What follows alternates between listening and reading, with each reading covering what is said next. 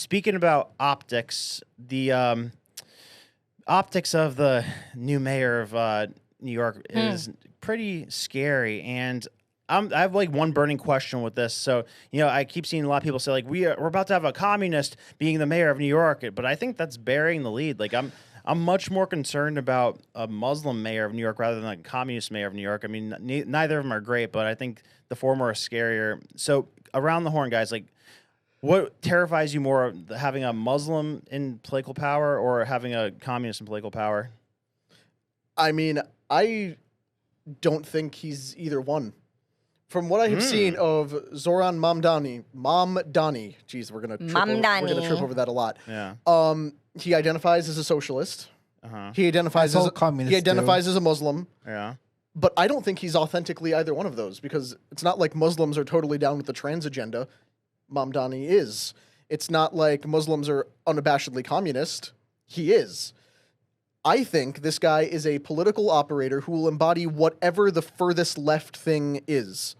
He will adopt socialism. He will adopt Islam. He will adopt literally anything. He's got a good grocery store idea, doesn't he? Like, want to show that quick? Watch this terrible idea.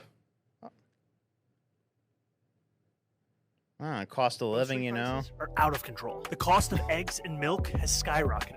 Some stores are even using dynamic pricing, jacking up the cost over the course of a day depending on what they can get away with. It doesn't need to be this way. I'm Zohran Mamdani, and as mayor, I will create a network of city-owned grocery stores. It's like a public option for produce.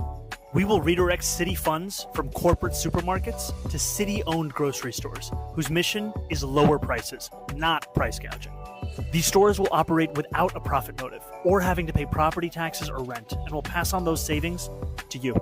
Exactly. Like that's not Islam, but it's creating communist breadlines. But this next one I want to point to is why I think he doesn't embody either one of them. He's talking about how we want to shift the tax burden from overtaxed homeowners in the outer boroughs to more expensive homes in richer, whiter neighborhoods. This guy wants to crack down on rich white people because he is, at his core, just a radical leftist. The communism, the socialism, the immigrant status, the Islam, whatever. You can't even identify what this guy is. He has like 4 different accents, right? Yeah, he's an Indian. 5. He's an Indian Muslim born in Uganda who moved here in the 90s, only became a citizen 7 years ago, and immediately decided to run for office. Like, this guy will code switch. Rich, right? Yeah, his parents are wealthy. His mom's a video producer. Yeah. Like one of the most famous directors in India or something. Like, this guy will switch up everything he stands for in order to get power. So trying to identify him as a Muslim or as a communist, it's cutting himself, or it's cutting him short, because it's underselling the threat he is. What do you think, Umberto? Look, I for 10 years of my life I lived under Muslim rule. All right, and His Highness Sheikh Mohammed, he was one of the. I never felt so safe living in a city. I never seen such a city that is so clean.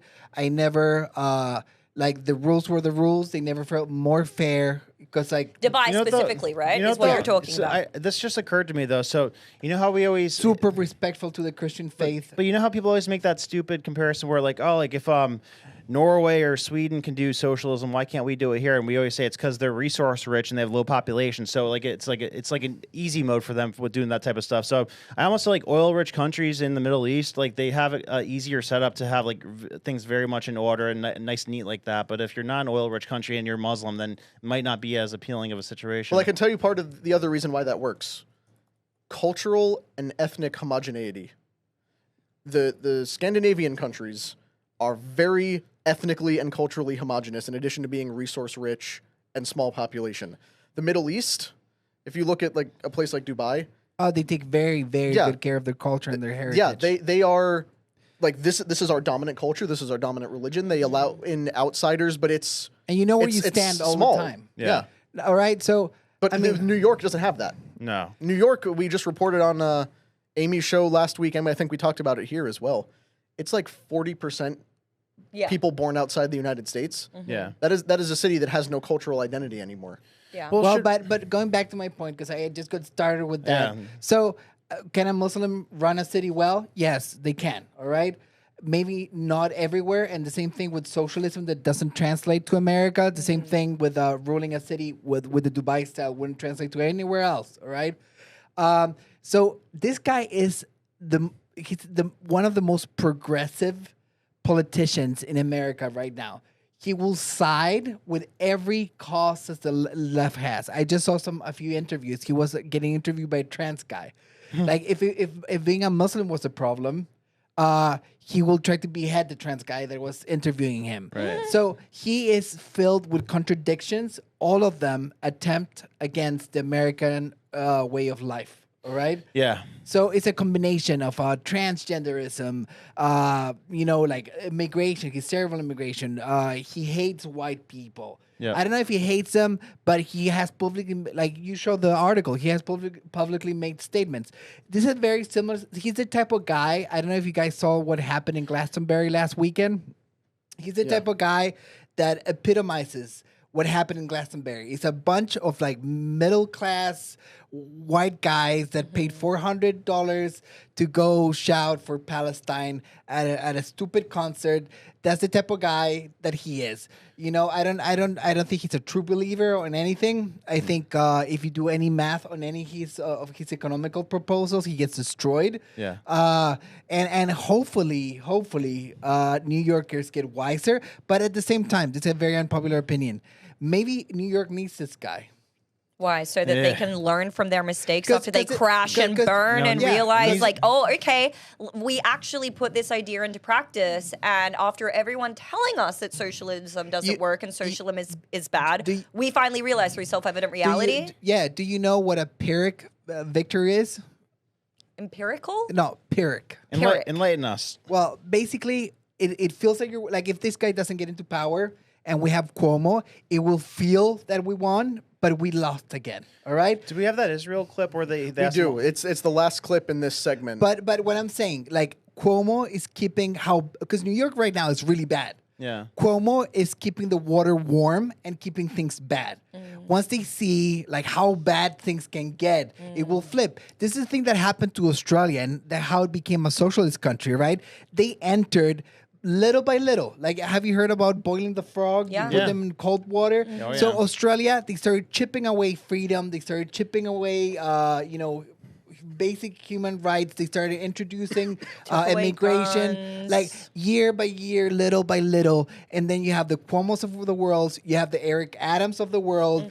That they have this agenda, but they're not brave enough to to go full speed ahead with this thing. So maybe a guy that is open about being a socialist and he's doing like big changes will give New Yorkers the wake up call that they need. You know, It's like this quote that I heard that was really good. I shared with Humberto the other day. There is a guy walking and he hears this dog whining along his walk. He looks over, he sees a dog whining and crying on this front porch. And he turns to the owner and he says, "Is your dog okay?" The owner says, "Yeah, she's fine. She's sleeping on a nail." And he said, "Well, why doesn't she get up?" And she said, "It doesn't hurt bad enough." And that is, I feel like, currently the case in New York and so many places around the United States. Like, just terrible conditions, but nothing that's like so bad that it moves you and compels you to say, okay, we seriously need a wake-up call and we need to change. Like, there's no other option other than to change. To your point, Humberto, I think you make an excellent point with, the baby steps and slow walking people into socialism. And that's the defense that everyone's giving of this. And, we got chewed out in the dangerous conversation comments because people are like... weirdly enough, by guys named Abdul and Amir. I can't imagine why they'd have problems with rejecting this guy. But everyone's like, guys, it's only 5 stores. Do you think that they're going to advocate that they're going to push this model for every single... No, they need to slowly condition you to believe that it's acceptable. They need to test the waters with different policies, different proposals before they fully carry them out and enact them. I actually think it's the opposite, though. So you said it's not painful enough. I think it's so painful that they're willing to take this crap. Like, the cost of living in New York was already bad before COVID, but now it's like impossible to even be able to get food and have a house without government assistance in New York. But it's going to get even worse. Yeah, it's going to get even worse through this they're going to take guy. more extreme stuff. That's the road to serfdom. There's multiple roads to serfdom, but basically you tear everything down, make it so bad that you get somebody that's charismatic and just like says simple things that people can understand and makes it sound like they could fix it all by doing radically different things. So that's what he's doing. All these people need to do is take a look at No, history they and need- see the they places that need they have to tried move to out of implement New York. these things. That's what they need Yeah, to You think okay, the well, average that's a person knows about conversation we history? should have. Did you guys No. see Ronnie D saying that he's going to charge taxes on people moving Good. from New York? Good. Yeah. I mean, because they're all going to try to come here. You But- guys know that, right? And what I cannot stand is people who come to Florida from these liberal bitch ass cities and then they get here and they try to make Florida, New York, or California, all these other places. I detest that. But what makes me mad that they complain about the cost of living in New York. New York, sorry, but that Wall Street is the financial like center of America. Of the right? world. Of the world. Of the world. So everyone that works in finances, they have a certain standard of living and drives prices up. The same with San Francisco. It's a Yeah. market saying that you need to be a top talent living here, like you need to make a certain amount of money to live here. No. It's, What do you mean? It's government subsidized housing. That's what's jacking the price of everything up. And We need to food get sub- rid of it. Like, they said the other day on the I mean, podcast. I'm We've been not- talking about this I for a don't even year. care, you $3 know? trillion in what is it? Welfare related things like entitlements. $3 trillion a year of the government budget goes to entitlements. So what do you think that does to the price of food and the price of housing? Like I always say, biggest problem for everybody is the cost of living. Like the basic things you need to live, like food, housing, energy. Those three things take up like 60% of the average paycheck right now. If those things went down to like taking up 10% of the average paycheck, it'd be a whole different world. People could actually think and have discretionary income and not be desperate enough to elect people like this. I mean, I get what you're saying with the communist stuff, guys, but I'm much more worried about the Muslim thing. Like I strongly believe that you probably should not be allowed to hold office in America if you're not a Christian or a Catholic, because it's a Christian-based country, and when we start deviating from that, we get to a dangerous place. Like, there's a lot of Catholic churches that are closing down and being converted into mosques. Like, I'm not a fan of that. Like, I don't think that's going to lead to anything good. Like, and it's not like they're coming here to assimilate. Like, people from Mexico, mostly South America, they'll at least come here and assimilate. They want to, hustle, work, and build a in life one for generation, themselves. they have a pickup truck and a barbecue. Right, and they're over the moon. They're happy with Yeah. that. But these people are openly saying they want to fundamentally change the way our country operates. Basically, if you're not Islam, then you're their enemy, right? Like, is that part of their thing? They want to eliminate you if you're not Islamic, if you don't convert to it.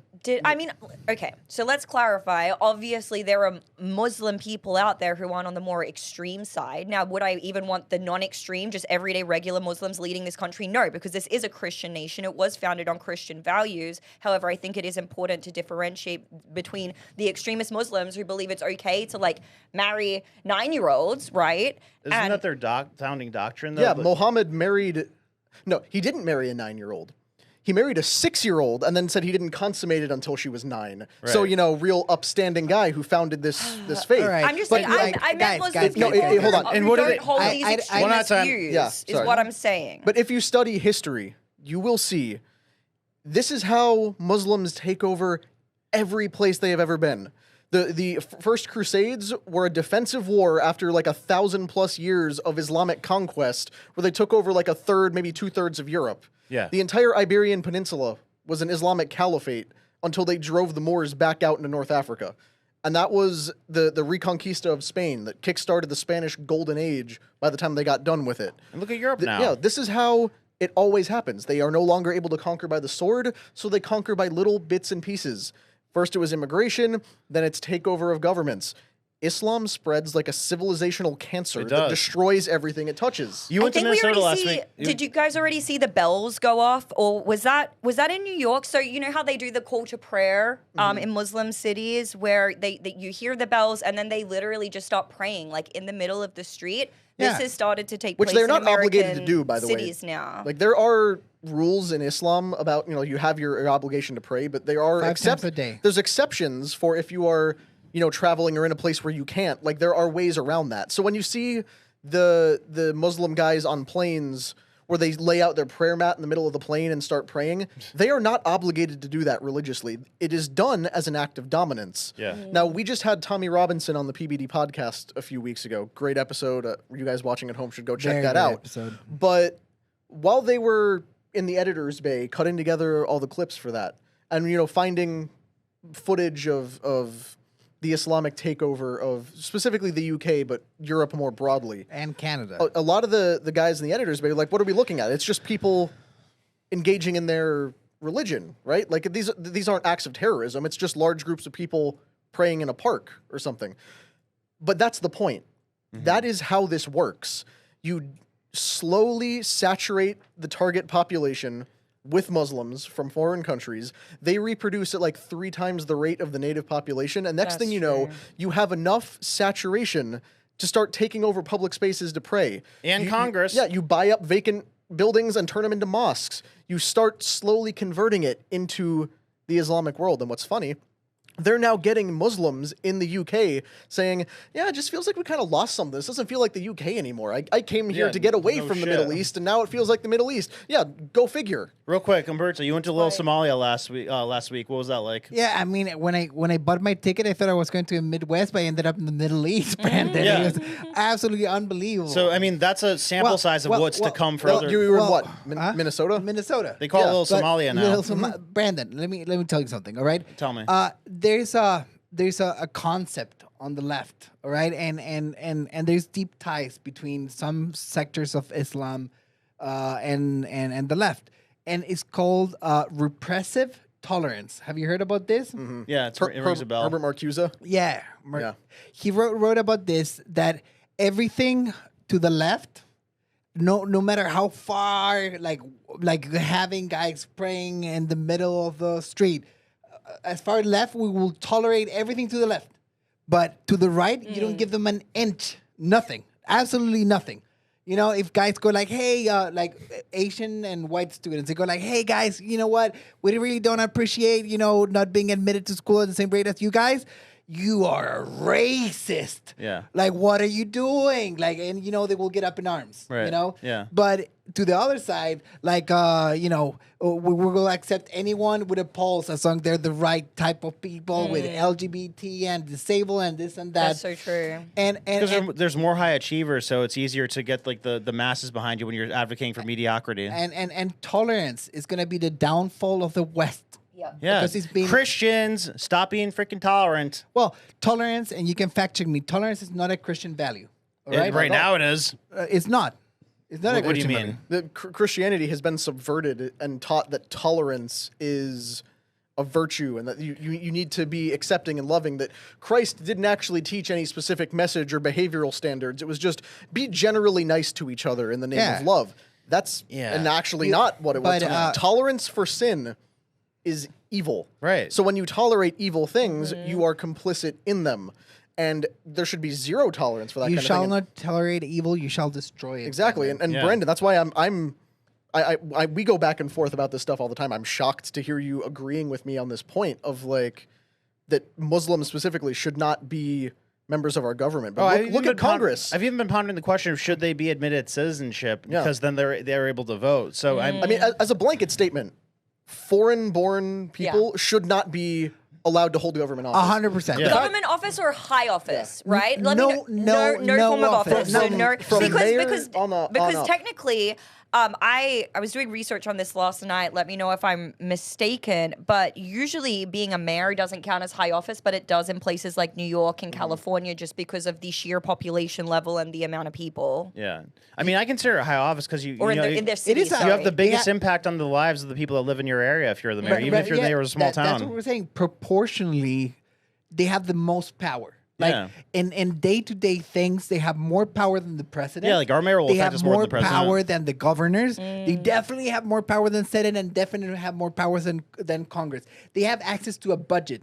Right? Yeah. A budget that they're solely in control of. Yeah. Right? Like at least the governor, he has a Senate and he has a Congress. Look the at president has a Senate and a Congress. Look at this lady, Tiffany Henyard. Remember her in that city outside of Chicago? She was like the worst mayor in America. She got elected after running a whole campaign about how the entire city was racist, so they owed it to her as a black woman to make her mayor. And then she stole several $1 million on like personal trips and getting her hair done. Oh my gosh. And renting SUVs and like parties. She was so bad, they got Lori Lightfoot to go to the city and investigate her. Beetlejuice. Yeah, they got the child of Beetlejuice to go investigate this other mayor for being worse than her. What you said, Brandon, 100% agree. everyone that holds any type of office, from the post office, needs to be born in America. For sure. Yeah. Well,